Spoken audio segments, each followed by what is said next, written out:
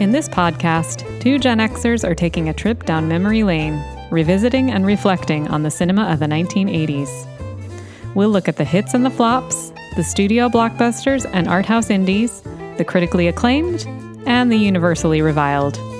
The series is hosted by me, Lisa Molinelli, a writer and librarian, and features Dustin Morrow, a filmmaker, author, and professor of film.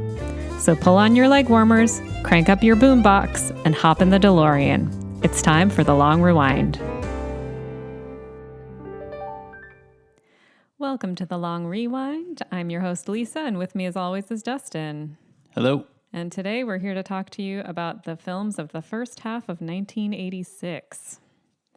So, how you doing, Dustin? I'm good. We're on to the back half of the decade. Yeah. We're halfway home. It's been quite a journey. Shall we go over some world news of 1986? What was going on in 86? Okay. Well, on January 28th, the Space Shuttle Challenger broke apart just 73 seconds after launch, resulting in the death of all 7 crew members on board, including schoolteacher Krista McAuliffe. And that incident had a profound impact on the space program, and it led to a suspension of the shuttle program for almost 3 years. Do you have any memory of that? Yeah, I mean, I definitely do. I don't remember the moment it happened or anything, but I definitely remember talking about it being around. It was a big deal. I don't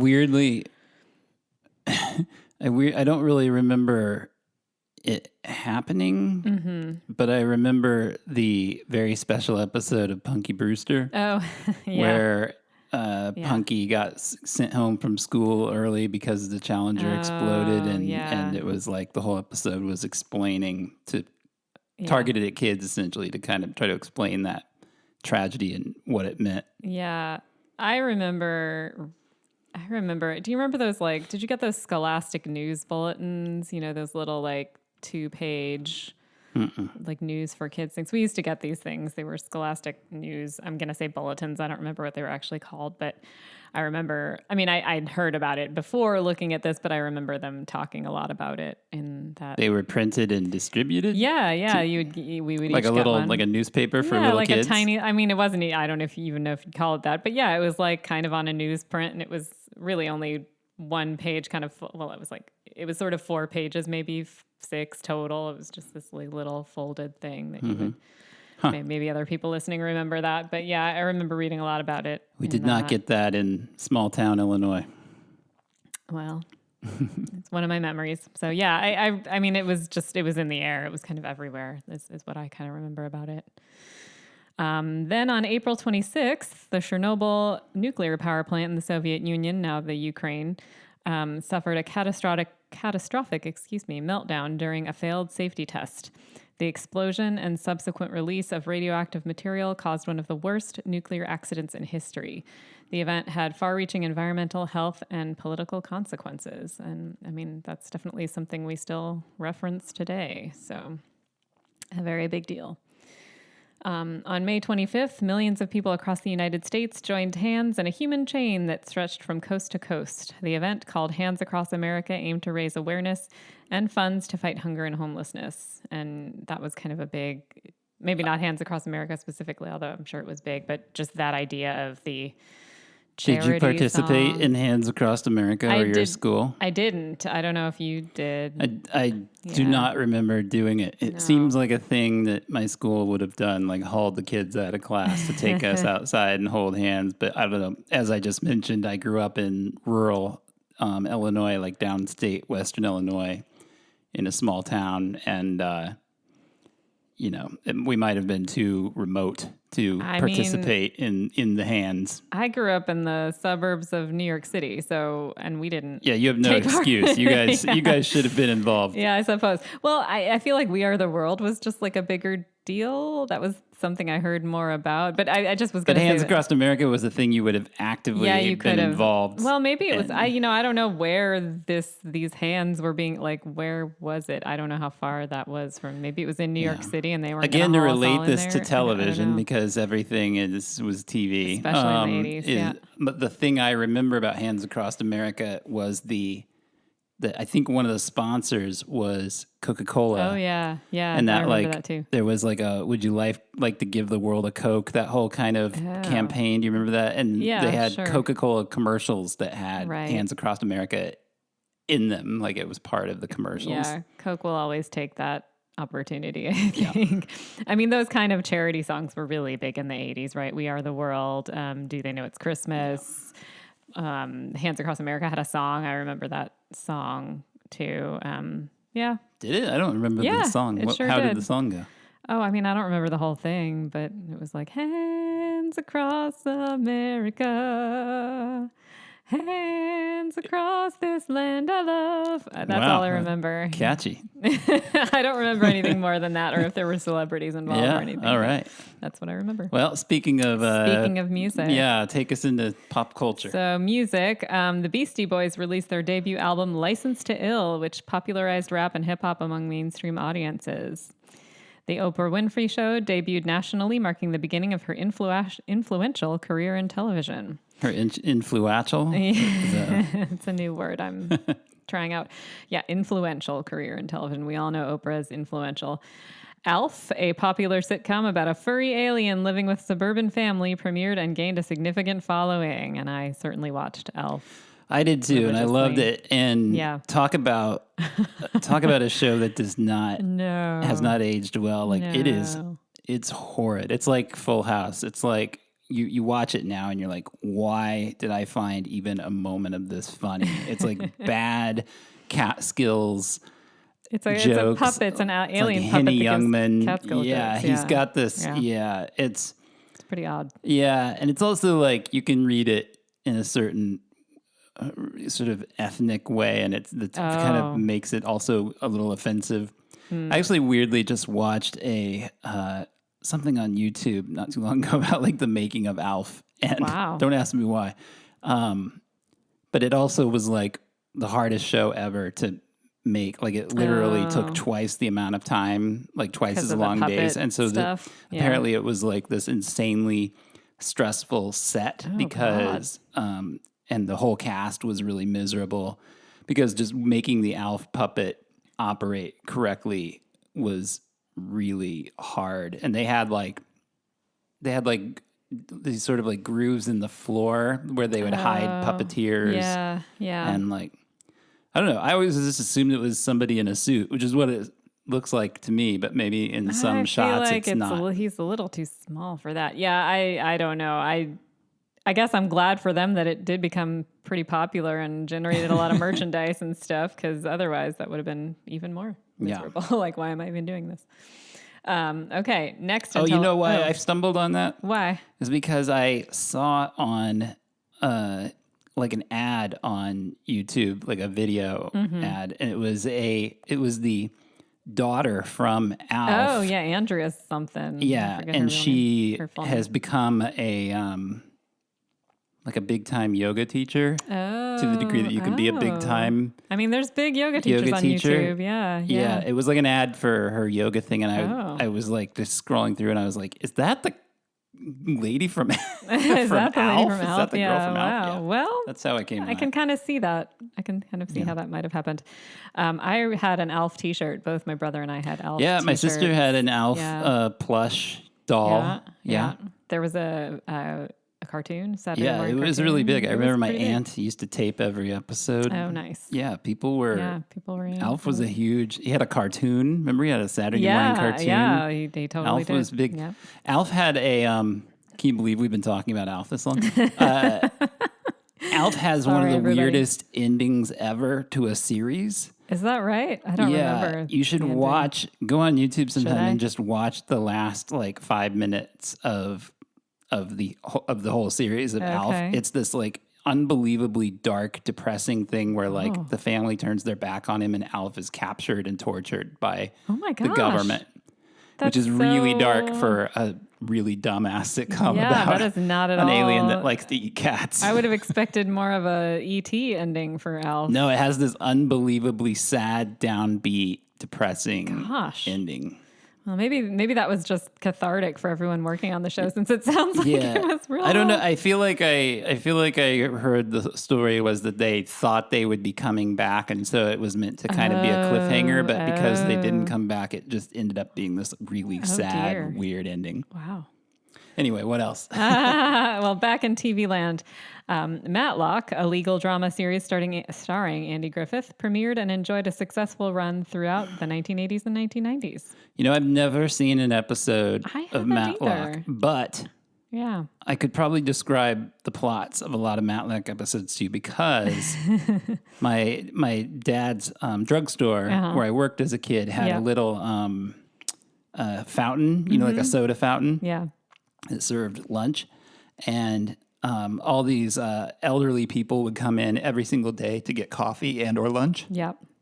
And there was one guy, I can tell you what he ordered. I made him a ham and cheese sandwich every day. Nice. A grilled ham and cheese sandwich. Oh, nice. Yeah. And he would come in every day after just having watched the like TBS rerun of Matlock at noon. Yeah. And then recount the whole damn Matlock episode to me while I made his food. So he'd come in, he'd sit down and be like, "You wouldn't believe what Matlock got up to today." So yeah. I kind of love that. I would love to befriend some older folks and talk about Matlock. Well, yeah, I mean, I know it wasn't. Careful what you wish for. At the time, I'm sure it was. I mean, you also were not as a high school kid. Yeah, it probably wasn't as great. It was a little grueling, but anyway, yeah. Well, I like it. Maybe I would like Matlock now. Maybe I'm at that age. I don't know. All right. Anything else from the world of pop culture? Yes, this is important. The introduction of the compact disc, or the CD, as more commonly known. That format revolutionized the music industry, and I think those of us growing up at that time certainly remember the CD. Yeah. Do you remember those long cardboard boxes they used to sell CDs in when they first came out? They were incredibly wasteful. Yeah, I don't really get. Maybe it was just they were trying to get more picture on there, like an album I assumed cover? it was really like an anti-theft thing, maybe. Like it's harder to steal a really long cardboard box than it is to... Although they didn't do that to tapes, and tapes were smaller. Anyway. No, but remember, tapes came in those...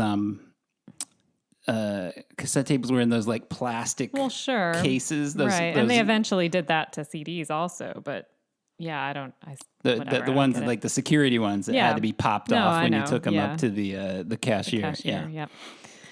Another big 80s thing here, we've got the aerobics craze led by Jane Fonda, and her workout videos became a cultural phenomenon, influencing fashion trends and fitness routines. Yeah.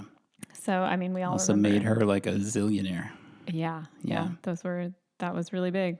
All right, I'll run through movie news really quick since we're already kind of running long, but that's all right. In February, Pixar Animation was founded, which surprised me. It's a lot older than I thought it was. Yeah, that is a lot older. Because I think Toy Story is the first Pixar feature, and that wasn't until much later, like late 90s, taken them a while wasn't to it? Ramp up to mid-90s, maybe. Yeah. In April, Arnold Schwarzenegger married the TV journalist known as Maria Shriver, who is a Kennedy, of course. Yeah. So it was Republican Arnold marrying into the Kennedys. That's a big deal. And they were sort of all over the news in the 80s as they were kind of a big sort of power couple of, celebrities. Definitely. In July, The Great Mouse Detective came out just behind An American Tail, which essentially saved the Disney studio from bankruptcy, the Disney animation studio, I should say, after the failure of a movie called The Black Cauldron. Well, that makes me sad because I loved The Black Cauldron. Yeah, you saw that at Radio City Music Hall, right? I did, yeah. When you were well, a kid? Again, hearkening back to my youth in the suburbs of New York City, that was a big outing for us. I remember they were showing, you had the option to go to one movie or another movie. It was either Return to Oz or The Black Cauldron. And we went to see The Black Cauldron. You picked the right movie. Yeah, I think Return I did. to Oz is really dark and disturbing and weird. I mean, my parents picked it, but we loved it. We really enjoyed The Black Cauldron. There was I don't remember the stage show, but I remember there being a stage show before the movie, and we all got these watches. There was some kind of promotional watch, like a digital watch that we got with it. The Black Cauldron watch? What's that? A Black Cauldron. It must have been. Watch. Honestly, weirdly, I don't remember, but it was like a big deal. I remember really loving it. It was this great Wouldn't it be outing, amazing if you still wore that to this day? It would be amazing. All right. In August, Timothy Dalton was announced as the fourth actor to play James Bond. Yeah. Of course, famously, there's a big story around that where Pierce Brosnan had been offered and accepted the part, and then they were waiting to start shooting The Living Daylights on his Remington Steel contract from, I think it was NBC or ABC, to clear. And literally days before they were to start shooting the film, the network picked up his contract to do another half season of Remington Steel, and he lost the job. Of course, he would go on to get it later, but he was very mad. I mean, Timothy Dalton is the first Bond I remember personally, so I have a lot of affection for him as Bond, although I know he's not good. I'm sure we'll do a whole James Bond in the 80s episode, and we could talk more about him. I think he's underrated and underappreciated, I think. I think he's also just Bond. A great actor in general, like everything I've seen him in. Yeah. In September, the film review TV program Siskel and Ebert premiered in syndication. They had been working together since 75. They did a show on PBS, which I think is called Sneak Previews. And but this would be the version of kind of Siskel and Ebert that they're most remembered for, and it ran for essentially ever in various incarnations until 2010. Here, according to my notes. And Cary Grant passed away that year, and Dar Robinson, who's one of the all-time greatest stuntmen, if not the all-time greatest stuntman, really like a lot of the most famous stunts you can think of in films from the 50s, 60s, and 70s. Wow. He was killed on the set of a movie called $1 Million Mystery, which we'll talk about because that's a very strange movie. I'll look forward to hearing about it. I don't really know anything about that movie. And how would I know, is there anything particular I would know Dar Robinson from? Well, for one, Romancing the Stone, he went over the waterfall. So he was Michael Douglas's stuntman? Yeah. Cool. Wow. Oh, that's sad. Yeah, he doubled Burt Reynolds a lot and Clint Eastwood, and Okay, so yeah, he was a big deal. Wow. Yeah. I think he's the guy that... he is. He still, I think, has the record for the longest free fall which was a Burt Reynolds movie called Sharky's Machine. Oh, I've heard of it. I've not seen it. He goes off it's pretty wild. He goes off the top of a building and falls the entire length of this skyscraper, essentially, while firing a gun backwards. He goes backwards, and he's like, oh my gosh. It's quite a stunt. Wow. Anyway, let's get into 86. So we're looking at the first 6 months of 86. Yeah. There were some big films. I think the back half of 86 has a little more going on, but let's talk about the first half here. Yeah, I mean, I might have you start just because I wrote down some films I think are key, but there are a lot I just have not seen that I've only heard of. So I may have you get started on this one this week. Yeah, well, the biggest movie of the year came out in the beginning, which was Top Gun, which of course is just a massive pop cultural success. It really, not that Tom Cruise wasn't famous before, but this is the movie that launched him, peak iconic made him into Tom Cruise. He was like 24 or 25 when they made this. Oh my God, wow. And the soundtrack was huge. There were all kinds of like pop cultural tie-ins with like fast food, and it was just a really big movie. It was also, I think, the first movie offered at a sell-through price on VHS. What does that mean? To explain to folks what that means. Well, most VHS tapes in the 80s cost, I think, $89.95. So only rental video stores. Only video stores could really afford to purchase them. Right. And so this was the first movie that I think it retailed for $24.95 so that people could purchase it. Yeah, you could go to the store and buy it. And that became a little more popular after Top Gun came out and was a huge success. But it's the one I remember. Yeah. I mean, this is sort of A related. lot of people had it. And Yeah. so we, as kids, we watched it over and over and over again. Yeah. My uncle had a Laserdisc player, and this was the movie he used to show off. I mean, it's not a VHS, but this was his movie that he would always put in. For its time, for sure. Like the sound and Yep. It's a great movie. The thing that, I mean, I've seen it so many times, it's sort of like almost like wallpaper in some ways looking at it. But the thing that I'm kind of amazed about it now that I have become an adult who, teaches film, the thing that really blows my mind about it is the editing. And I think it was nominated for an Academy Award for editing, and very deservedly, because if you think about it, that movie and the sequel too, like a good chunk of the movie, or at least all the action sequences, are just shots of planes flying from one side of the screen to the other. Yeah. I mean, there's not a lot you can do with that. And they're moving so fast, and the question of like, the job of the editor in part is to create the geographic space of the film you're watching, so that you're oriented as an audience, so that you know who is where, and how all the actors or whatever it is that's going on in the scene, how all those things relate to each other sort of spatially, just so that you can understand what it is you're looking at. And if you think about the challenge of that with that movie in particular, like how do you cut together an aerial dogfight where planes are going every which way, and they all the planes kind of look alike. Yeah. And like, it's just, you can't even see the people in it really, like, or to be able to tell the difference necessarily. Yeah, it's sort of a miracle how that those scenes even make sense, let alone are as exciting and kind of no, they're quite clear and quite exciting as I recall. As they are, yeah. Yeah, they really are. And I'm someone who, I'm pretty sensitive to that. Like, I can get lost pretty fast in an action scene. And I remember you telling me, I remember just feeling like this was a failing of mine until you told me, well, actually, that's probably just bad editing because if you can't follow it. So Top Gun definitely is tops in that. I was going to ask you how you felt that the sequel kind of relates to it in terms of all of that stuff.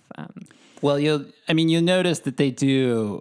I mean, it makes sense. I mean, I think famously, there's not a lot of CGI in Top Gun Maverick, which is amazing when you see what happens in that movie. It's an amazing But there are movie. also like, there's just far more stunts, aerial stunts in that movie. There are shots where there are planes that are spinning around and like narrowly missing other planes, and it's clear that they're in the same space. And you don't get that in the original movie. But for 1986, in an era before CGI effects, like what they accomplished with the original Top Gun is pretty impressive. I mean, I think it still holds up. It's still exciting to watch. Oh, it's a fun movie. I prefer it to the original or the sequel for sure. Yeah, it's still a great watch. Yeah. So that was one. Room with a View came out. That was not that they hadn't made movies before. They had made a few movies before, but this was the first really big, successful movie from James Ivory and Ismail Merchant, the director-producer team that became known as Merchant Ivory. Yep. And they were so successful with these sort of period costume dramas that their names almost became kind of an adjective for this kind of, or like a genre unto themselves. Like, it's a Merchant Ivory type of movie. When you said that, you would know exactly what you were getting. Essentially, it was going to be a bunch of like repressed, stuffy people somewhere in Europe. They were usually in old America. Yeah, they were usually based on classic novels. Yeah, as this one was. This was definitely a genre. I didn't really know that much about in '86, but as I got older, I definitely watched. Well, this is my wheelhouse. This is your favorite genre. It's one of my favorite genres. Absolutely, I've seen A Room with a View. Do you have a favorite Merchant Ivory movie? I'm trying to... Because I have one that is way out in front for me. Oh, yeah. I mean, I don't necessarily... Because I didn't get to see them at the time because I was a little too young for them. I'm not sure. I know this one, Enchanted April. What are some of the other ones? Wings of the Dove? Is that Merchant Ivory? I get them a little mixed up. Howard's End. Oh, yeah. Howard's End. Maurice. Yeah. The Bostonians. I haven't seen all of these. I really need to see. Yeah, they're great. My favorite by a big margin is The Remains of the Day. Oh, well, yeah. That movie is just unbelievably heartbreaking. That movie can turn me into a blubbering mess. Yeah. Yeah. That's an amazing movie. I mean, that probably would have to be, again, I haven't seen all the Merchant Ivory films, so, but that one's pretty outstanding. It'd be hard to top that one. Yeah. So then turning to the fantasy genre, there was a little movie called The Toxic Avenger. Oh, yeah. It came out, which was really put this production studio called Troma on the map. Troma is a company owned and run by a guy named Lloyd Kaufman, who is just utterly notorious in the film industry for making these like zero budget genre movies, mostly horror films and fantasy films, but also occasionally some kind of just oddball independent movies. I haven't yet seen a movie from him that I found watchable, but these movies have their fans. There are like big Toxic Avenger fans, and there's like a remake somewhere in production. Well, and much like Merchant Ivory, isn't Troma kind of a stand-in for a type of movie, right? Like if you say Troma, you know what you mean. Oh yeah, right? you're getting a kind of a $12. Aren't they kind of gross? Or I don't know. That was my understanding. They're kind of a little bit. Yeah, gross. like gross effects, but not done that well, and so not that gross. But yeah, a couple of prominent fantasy films, Legend and Highlander. Some of my favorites. Legend was a big budget flop that has, I think you could argue that it's become a cult classic. I mean, this is one of my favorite movies. Yeah, I don't know that it certainly doesn't have the fan base that Highlander has. Highlander has become a franchise. There are there was a TV show. Yeah. There are like endless sequels to Highlander, and there's obviously a remake being done. At the time that we're recording this, who knows when this will be out? But yeah, it's underway, and it's great, and it's weird, and it's such a strange movie. The original is so strange. It's directed by a music video director named Russell Mulcahy, who I think is Australian, who had really, as a filmmaker, only made this movie called Razorback before, which is this unbelievably visually lovely. Movie about a giant killer boar. You would not expect it to be as lovely as visually anyway, as it actually is. Yeah.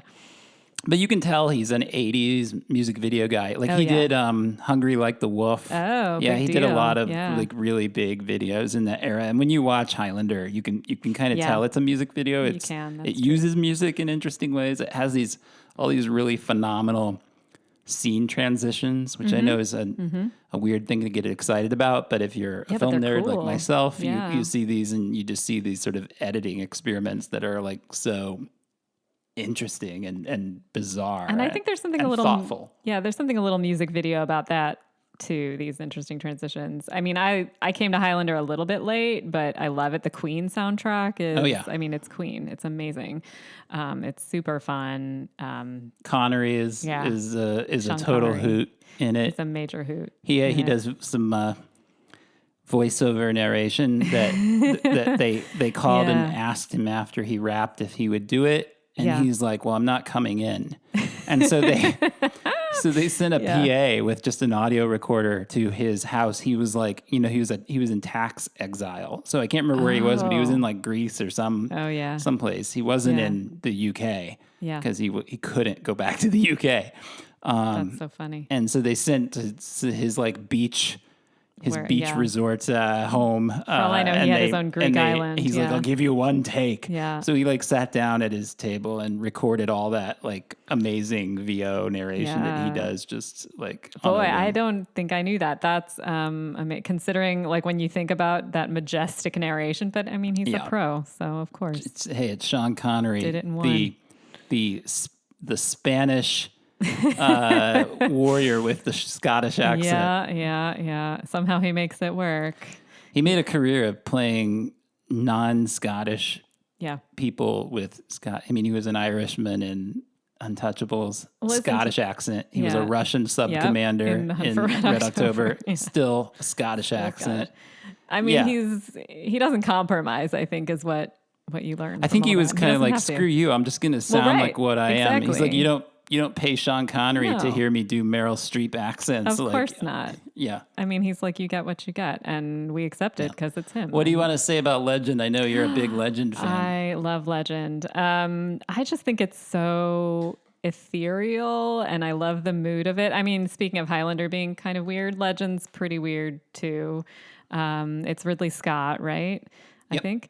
And I've always been enchanted, frankly. I mean, it's an enchanting movie by the look of it. Mostly, the thing I love the most about it is that the opening, I don't know how long it is, but there's like a sequence that takes place in this sort of very ethereal forest. And Mia Sara plays Ferris Bueller's girlfriend. Ferris Bueller's girlfriend.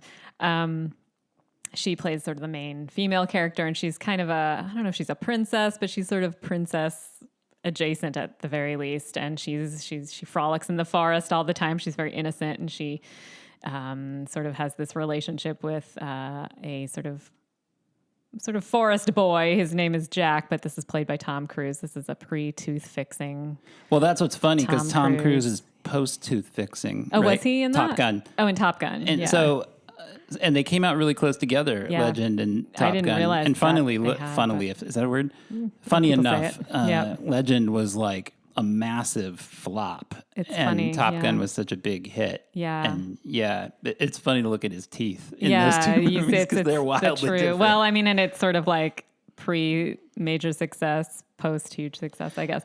Yeah. But anyway, so that they meet in the forest all the time, and she sets him this task to she throws her ring in the water to say, I'll marry you if you get this ring. And he jumps in, and then the whole world freezes, and he has to jump out, and he really it's sort of lovely. It's really a really lovely, I like it too. Yeah. I do think it's a pretty incoherent movie that it doesn't bother me for some reason, but yeah. That should be really simple, because there's not much to it. It's very good. And It's yet, all good and evil, right? It's a very good and evil story. Tim Curry plays the essentially Satan, right? Yeah. But they call him the Darkness or something else. Yeah, But it's yeah. some of the coolest makeup Oh my God. ever. And I It don't know looks how so he even beautiful. lifts his head with the apparatus that is I don't know attached how to he it. got through that shoot. It must have been dreadful, but it's amazing. I love it. If you like fantasy and moodiness and enchanting things, I mean, you're right. It probably could be clearer as a story, but I just love it. Has a great Tangerine Dream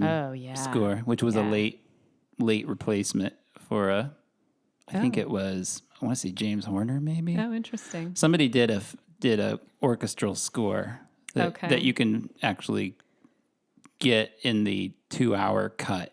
Oh. It has the original score on it, and then the 90-minute cut that came out in theaters has the Tangerine Dream. I mean, that's what also score. makes it super ethereal to me. This was a movie I saw first on TV, like with commercials and everything. It played on our local, syndicated movie station, essentially, and that's where I first saw it. So, yeah, I love it.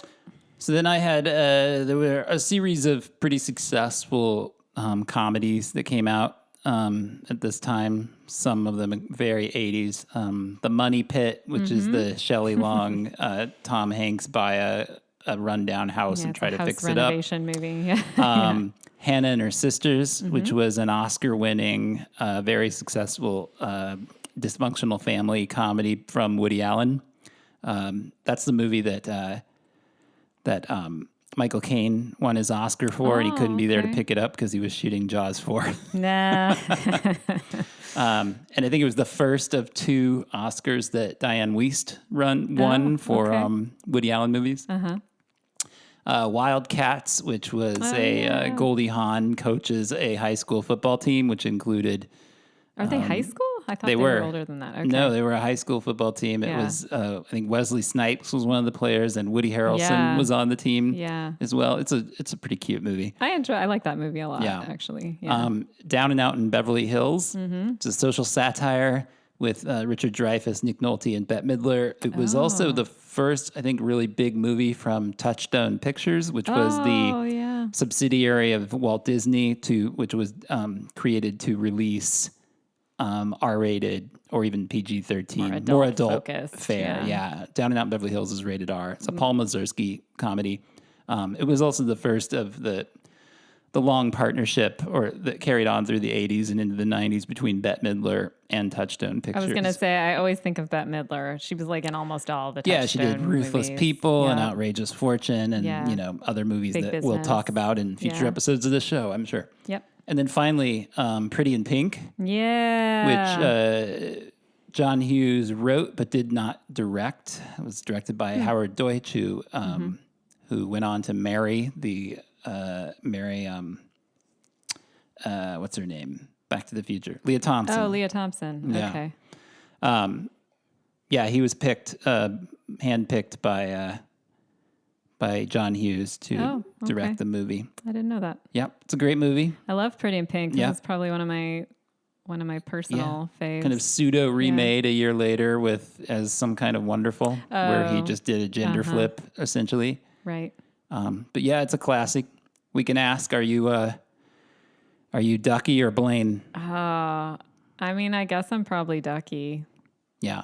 Well, so was John Hughes. The famous story, of course, was that this was changed because of Molly Ringwald, who said, there's no way I would end up with Ducky. I would totally end up with... I mean, I think that's probably the truer, and it probably is true. Yeah. At least in terms of the world of Not only movie. that, but she picked Andrew McCarthy. Oh. Like when he came in and auditioned, John Hughes thought he was too kind of sensitive and wimpy, and was looking for somebody a little more masculine, traditionally like sort of masculine, broy, I guess. Right, more of a James Spader, who's also in the movie. And Molly Ringwald was like, hell no, like that guy. Yeah. She's like, she had a huge crush on him. And I think she was right. I think she made good choices in both cases. I think it's almost more important that you, I don't it would have felt, I actually like the way it ends. I'm one of the few people maybe that does. Yeah. Because I think it would just feel dishonest. Well, that's what I was about to, She ended up with. I agree. I mean, maybe not now, but certainly in the 80s. Oh, yeah. Like nerds were not coming away with the girl in the 80s. Like it would have felt really phony. And I agree. Something about having that kind of, that ending that it did, elevated the film, I thought, in a way by making it seem. But there's like a slight really bittersweetness to it. Yeah, absolutely. No, I think it would have been weird to end it the other way, at least back then. Yeah. The only thing that you might want to change is the hair on Andrew McCarthy. Well, which we know you can tell that story. Well, yeah, in the last scene, because she ended up with Ducky, and then they changed it. Right, they had to bring him reshoot it. back to reshoot that ending at the prom, and by that time he had shaved his head to do a play, and so they had to put a wig on him, and it's not a great wig. No, it's noticeable. Like even back when I was a teenager watching this movie, I was like, "What's wrong with his hair?"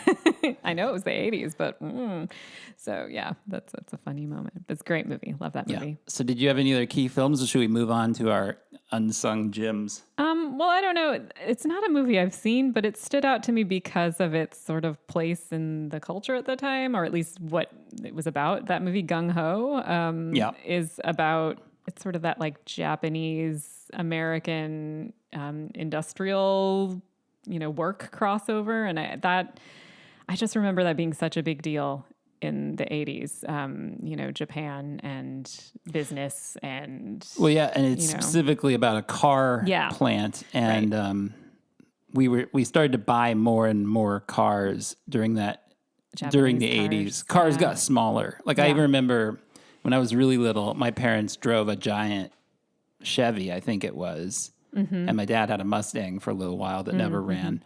I feel like everyone's dad. So big American cars. But I remember like my mom moving to the Honda Accord and the Civic and these like smaller import cars. Yeah, that was huge. And there was a lot of talk about, this idea of, because there's nothing more American, right, than like the car Detroit, the Detroit Ford, Chevy, auto industry. Yeah, exactly. So there was like a lot of, it was in the news. Yeah. For sure. It was a timely movie. I think it's Michael Keaton. Is that who's in that? That sounds right. Yeah. Is that a Ron Howard I think it's a Ron Howard movie. Yeah. Yeah. So again, I haven't seen it, but just because of its themes and what it was about, it was a big thread in the 80s. Yeah. It spun off into a TV show. Yeah. Too. Yeah, that's right. Yeah. Seemed worth mentioning. Or what about unsung gems?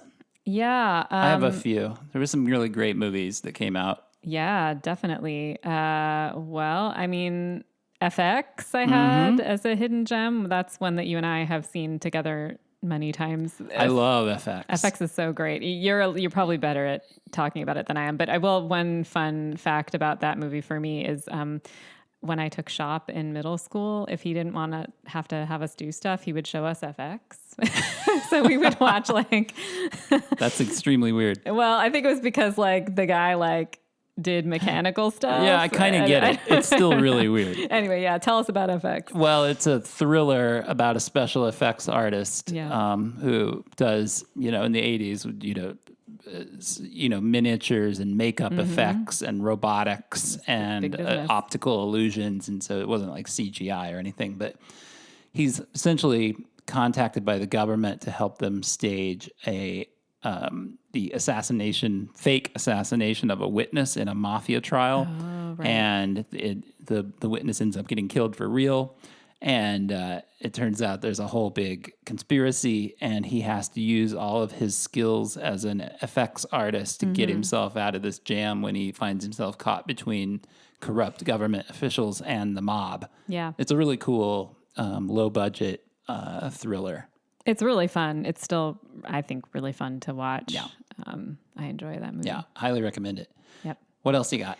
I've also got April Fool's Day, which is by the wonderful Fred Walton. Yeah, friend of ours. Friend of ours. Yeah. Friend of the pod. Well, just our friend, Fred Walton. Yeah, this is a movie I didn't see till recently and just loved. I am not usually someone who goes for... What would you call it? Is it really a slasher? It's a horror film. It's a horror film. Yeah. It wasn't It's the a kind of slasher movie I would normally go for, but it's so great, so well done. And it's also a movie whose cover I was like burned in my brain. You mean like the VHS cover? Yeah, the VHS cover from going to Blockbuster. Yeah, it was iconic. I remember it so well. It's the back of a girl who's got a braid and the braid turns into a noose kind of at the end. And isn't she also holding a knife? Probably. It's mostly the braid I remember, but yeah. So yeah, it's way ahead of its time. It's it's kind of like a proto Scream or like a pre. Yeah, that's true. It's sort of like one of the earliest movies to, if not the earliest, to really get self-reflexive and kind of comment on what a slasher film is and really play with the form in a way that's super clever and much smarter than 99% of the movies that were coming out in that genre at that time. Yeah, it really surprised me with its smartness and cleverness, and it's great. It's got, I think one of the leads is Deborah Foreman. Yeah, Deborah Foreman from Valley Girl. From Valley Girl. Yeah. I forget who else is in it, but I love it. Yeah. It's great. So that was another one I had.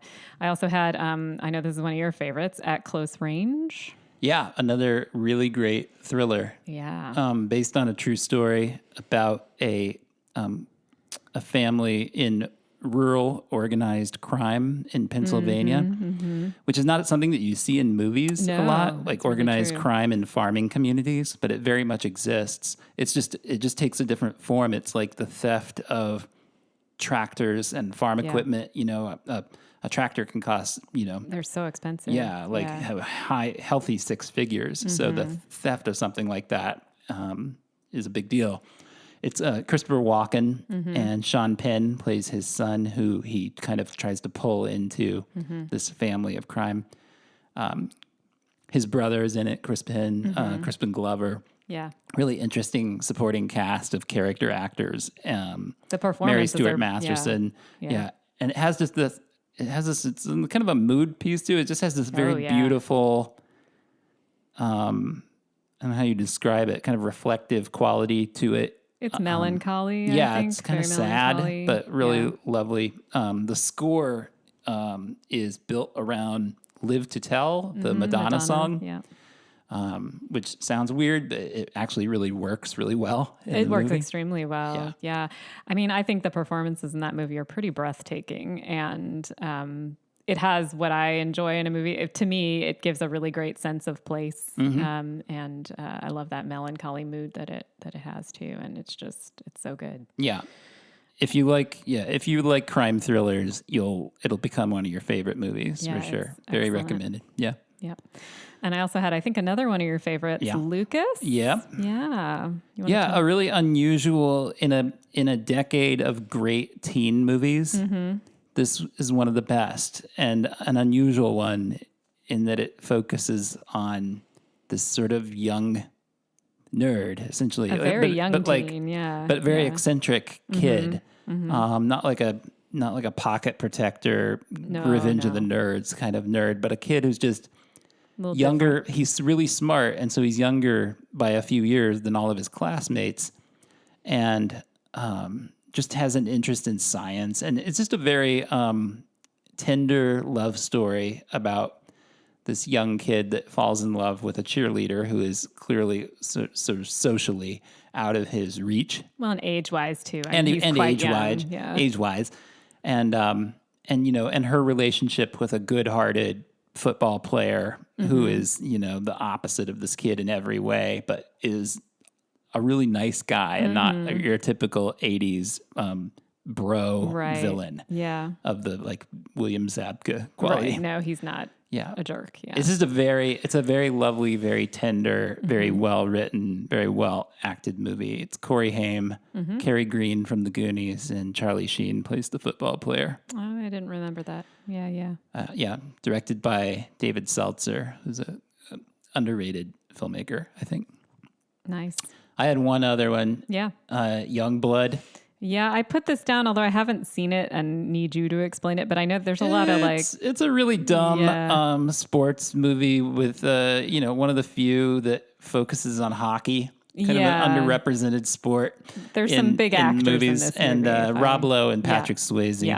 Yeah. It's pretty goofy, but it's hard, especially if you like sports movies, it's hard not to enjoy it. It does have an unbelievably goofy ending, which is that Rob Lowe knows he's going to get in a fight with this rival player on the other team. And so Patrick Swayze like trains him for the fight, and they kind of learn to use their hockey sticks as like swords. Which I guarantee is nothing that's ever been done ever in any hockey staff, game for like real. A fighting staff, but not a sword. Yeah, it's weird. It's very stupid, but enjoyable. All right, I got some B movies. Yeah, let's do it. Yeah, there were some good ones. As there always are. 8 Million Ways to Die, which by the great Hal Ashby, one of his last movies. It's a L.A. noir cop thriller with Jeff Bridges and Rosanna Arquette and Andy Garcia. Okay. The Hitcher with Rutger Hauer and C. Thomas Howell. Just a great horror film about why you should not pick up hitchhikers because they might turn out to be psychotic Rutger Hauer. Pretty gruesome movie. Jennifer Jason Leigh meets one of the all-time worst deaths for a character ever. I don't know if I can watch this movie, but it sounds interesting. Oh, you haven't seen The Hitcher? I don't think so, no. Yeah, maybe next Halloween we'll put it on. Okay. It's good. House, which is a really fun horror comedy with William Catt as a Vietnam vet who goes into a house and is sort of tortured. Story by our friend Fred Decker. Oh, I didn't know that. Yeah. Cool. Terror Vision, which is a really oddball movie about an alien that kind of infects this family through its television. It's hard to describe, and it's probably hard to like for most people, but those who like it really like it. The Delta Force, which is Cannon Films' epic, directed by Menachem Golan himself, the head of Cannon Films. Himself. Yeah, it's a weird movie. So it's a Chuck Norris action movie, but only for the second half. The first half is like a disaster film or like a hostage drama. It's based on the true story of the hostage crisis that had happened just before, and has all of these really famous is this actors the one with like Shelley Winters on the plane? And Martin Balsam and all these really big names. Yeah. And the first half of the movie, like you don't even ever see Chuck Norris really. I'd forgotten. And then in the second half, it turns into your typical Chuck Norris. Lee Marvin's in it too. It's big and dumb and fun. I always get Delta Force and Invasion USA mixed up. I can't imagine why. But yeah, this is the one with Shelley Winters on the plane. Iron Eagle. Uh-huh. Beloved by 80s action movie nerds, but little known otherwise. Although it did kick kick off at least 2 or 3 sequels. I haven't personally seen it. I think of it as a boy movie. Yeah, but, it was big on VHS. It had the misfortune of coming out just ahead of Top Gun, which is a much better movie also about fighter jets. Yeah. Iron Eagle is about a kid that he steals a fighter jet to go in and save his dad, who has been downed behind enemy lines. Oh, yeah. I think maybe we did watch this. Maybe I have seen this. I watch it all the time, so you might have seen me watching it. But yeah, if it had come out a little after Top Gun, I think it would have been a hit, just drafting off of that movie's success. But instead, it came out just before it. It did go on to be huge on cable and VHS. It was always on HBO. Mm-hmm. And then finally, one of the all-time great 80s B movies, 3 simple letters, R.A.D. Oh, yeah. The BMX biking movie, Rad. Which was always rented in my town. Like, you were lucky. It was it was a library title. It wasn't a new release. And so, but you were lucky if it was there because it was always rented. It was like the biggest movie in the town I grew up in. I mean, it's right there in the title. It's Rad, right? Yeah. So, it was always a fight to get a hold of the one copy in town of Rad, which is a wildly beloved, really bad BMX sports movie that you just have to see once before you die. Yeah. Well, tell us a little more about it. I mean, this was produced. What's to say? Great soundtrack of like propulsive rock songs, all these races, and it's about a kid that wants. To describe the plot of Rad, he's a small town kid that enters a BMX race he basically against wants a bunch to of famous, well-funded corporate riders, and he's gonna be this kid from the small town that. I mean, he wants to skip college to be a famous BMX biker. His mom is played by Talia Shire, who I think also produced. She did very weirdly produced. Yeah, her and her husband. Yeah, and her husband is what's his name? Jason Schwartzman's dad. Yeah, Jack Schwartzman. I couldn't think of his first name. I know his last name is Schwartzman. Yeah. I love the opening of Rad. The opening of Rad is so cool. It has an unbelievably great soundtrack. It does have a really good soundtrack. The whole movie's kind of cut like a music video. It's very much of its era, very MTV. Very fun and very, very deeply dumb. I have just 3 kind of so bad they're good movies. Yeah. Which you could argue I could have put Rad and a few of these other B movies in this category, but I reserve this for, I think, truly bad movies. Yeah, yeah. One is Black Moon Rising. Have you ever heard of this movie? I don't know this movie. So this is a John Carpenter scripted thriller about a supercar. Ooh, supercars are good. Like Knight Rider. Oh, wow. With Tommy Lee Jones as a thief who's been hired to steal the supercar for Linda Hamilton. What? Does that sound 80s or what? Wow. Yeah. Wow. It's not quite as good as that pitch would make it sound, but it's fun. Yeah. Wow. Does the car talk? I don't think so. Okay. It would probably be better if it did. Yeah. Clan of the Cave Bear. That's on my list too. Which is a really bad adaptation of, is her name Gina Ou? How do you say her last name? I don't know. All? It's Auel. I think it's all. It's a whole series of big, fat novels about like prehistoric man. People. Yeah. Yeah.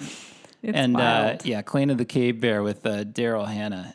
Yeah. And it's bad. We watched it within the last few years, and it's wild. It is crazy. Wild. Yeah. It's totally worth seeing if you like really crazy movies that you can't believe exist. I guess when you think about it, a movie about prehistoric people should probably be a little wild and crazy. I don't know. Why not? Yeah. Well, there was another one from the same era called Quest for Fire, which is not. It's actually they went to great efforts in that movie to make it sort of as like realistic as true as they could make it. It's a far more interesting movie than Clan of the Cave Bear, which is very Hollywood. Yeah. And very goofy. I mean, in a way, I wonder if my mom read those books. She was really into those books. And this was back when, I don't know.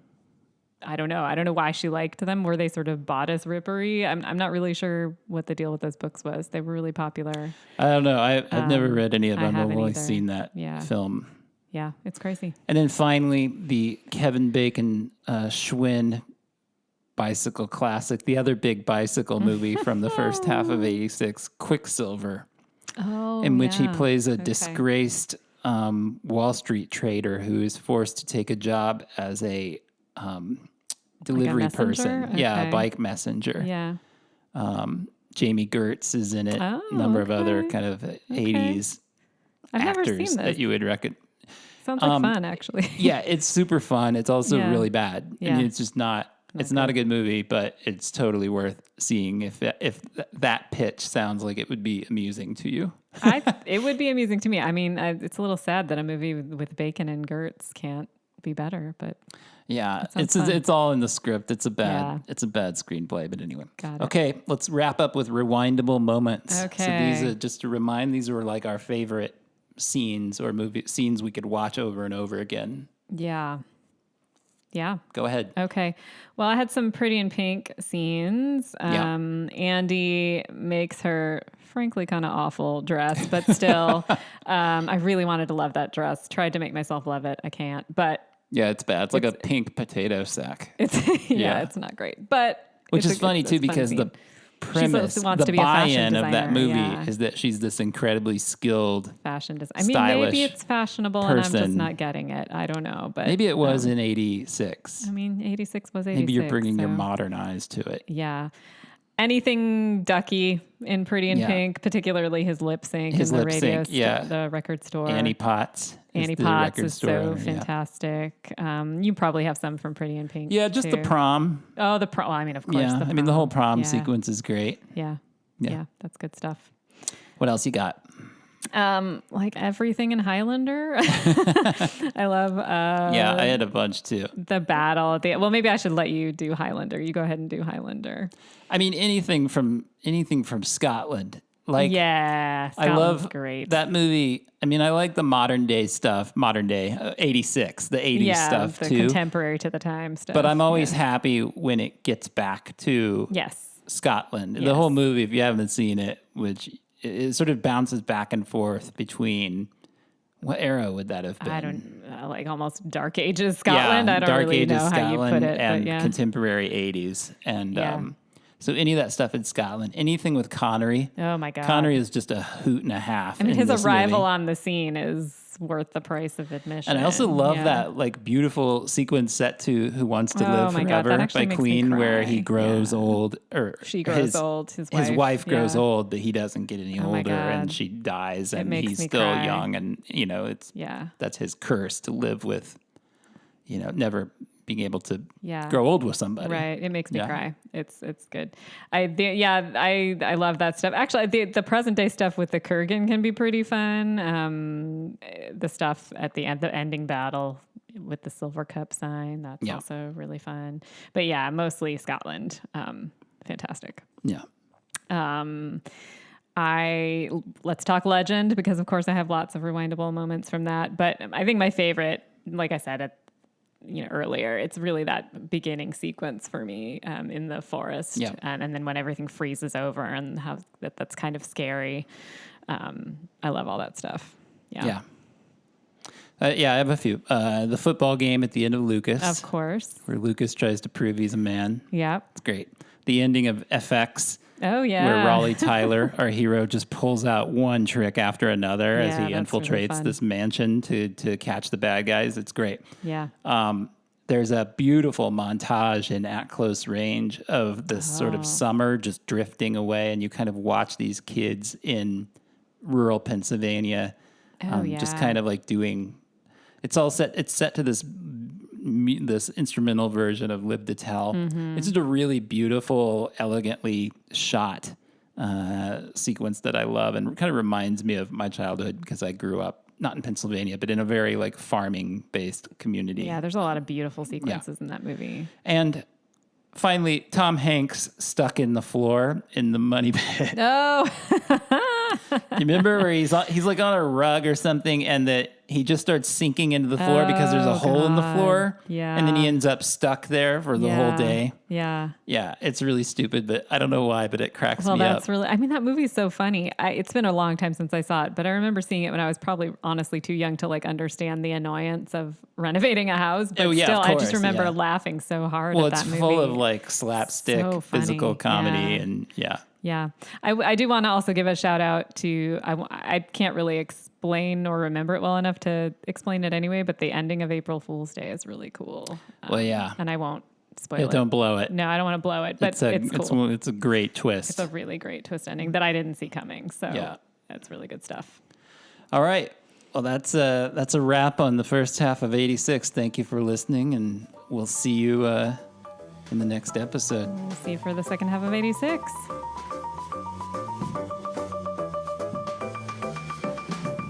You've been listening to The Long Rewind. The program is produced by Dustin Morrow and hosted by me, Lisa Molinelli. If you enjoy the show, please consider hitting the subscribe button, leave us a good review on your podcast app, and tell your friends about the program. We'll see you next time. Thanks for listening.